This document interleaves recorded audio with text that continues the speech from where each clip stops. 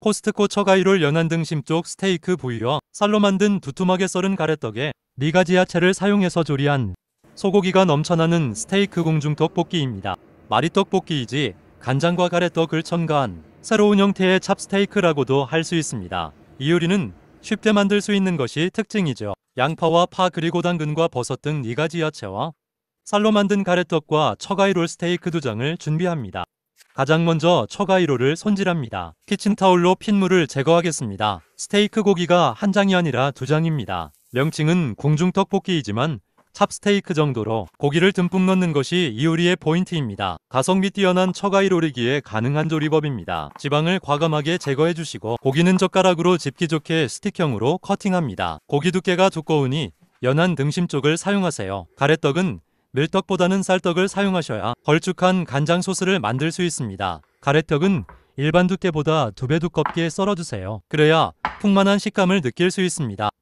4가지 야채는 잘게 써는 것보다는 큼직하게 써는 것이 보기도 좋고 식감이 좋습니다. 좋아하는 야채를 추가하셔도 좋습니다. 간장 소스를 만들어 보겠습니다. 진간장 5스푼, 설탕 3스푼, 소고기 다시다 2분의 1스푼, 통후추 2분의 1스푼, 통깨 1스푼, 생수 1컵이나 1컵 반 정도.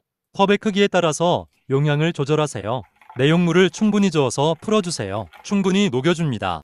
간장 소스를 한 번 끓여주세요. 간단한 작업이지만 매우 중요한 과정입니다. 간장을 끓여줌으로써 간장의 알싸하고 떫은 맛을 없애주는 동시에 간장의 부드러운 맛과 고소한 맛을 부각시켜 전체적인 맛을 고급스럽게 만들어줍니다. 끓기 시작하면 참기름을 1스푼 넣고 불을 꺼주세요.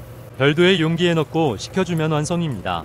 프라이팬에 기름을 두르고 충분히 가열합니다. 마이야르 반응으로 고기의 육즙을 잡아주세요. 프라이팬에서 연기가 나면 고기를 넣고 고기 겉면을 빠르게 익혀 육즙을 잡아줍니다. 두꺼운 스틱 모양의 농 스테이크라서 겉면만 강하게 익혀주는 것이 좋습니다. 통후추를 뿌려 향을 더하고 마늘을 넣고 고기와 섞으면서 볶아주세요. 이때 마늘이 타지 않게 주의해서 볶아주세요.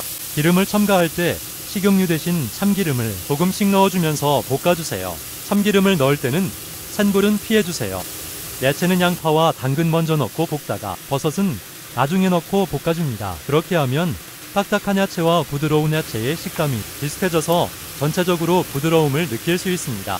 고기와 야채를 볶을 때에는 고기와 야채를 기름과 버무려주는 정도로 살짝 볶아주세요. 센 불로 오버쿡되면 소스 넣고 끓일 때 질겨집니다. 다음 단계로 식혀두었던 간장 소스를 넣고 끓여주세요. 이때 간장 소스가 반쯤 잠길 정도로 부어줍니다. 이때는 떡볶이 조리 방법과 비슷합니다. 심하게 뒤적이지 말고 천천히 끓여주세요. 소스가 끓기 시작하면 가래떡을 넣어줍니다. 어느 정도 끓이다가 고기의 익힘 정도를 확인하시고 쌀떡으로 국물이 걸쭉해지면 마지막으로 큼직하게 썰은 대파를 넣어주세요. 대파는 본인의 취향에 따라 양을 조절할 수는 있으나 너무 적게 넣거나 넣지 않을 경우 맛이 반감되므로 대파를 먹지 않더라도 충분히 넣기를 추천드립니다. 이때 소스가 2분의 1 정도로 줄어들 때까지 천천히 끓여주면 됩니다. 어느 정도 끓인 다음 통깨를 손바닥으로 으깨면서 충분히 넣어주세요. 통깨를 으깨면서 넣으면 고소함이 배가 됩니다. 소스를 수저로 따랐을 때 걸쭉하게 흐르면 스테이크 떡볶이가 완성된 것입니다. 불을 끄고 마지막으로 참기름을 뿌려주세요.